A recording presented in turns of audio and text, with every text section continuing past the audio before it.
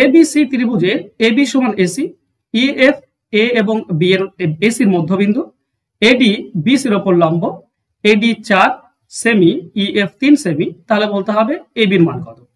দেখো একটা যদি আমরা ত্রিভুজ অঙ্কন করি এভাবে, এটা ধরে নাও এ, এটা বি আর এটা সি।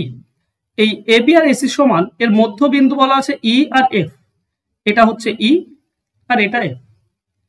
একটা উপপাদ্য কি জানো, এই যে তৃতীয় বাহু বিসি, বিসি বাহুর সমান্তরাল হবে এটা, কারণ মধ্যবিন্দু, আর বিসি যা হবে ইএফ হবে তার অর্ধেক।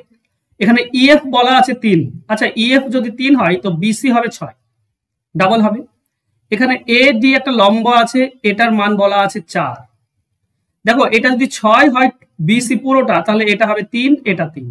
এবার এই ত্রিভুজটা খেয়াল করো, এই ত্রিভুজটা এ বি ডি, এই যে ত্রিভুজ রয়েছে, এটা এ, লম্ব টেনেছি ডি, আর এটা হচ্ছে বি।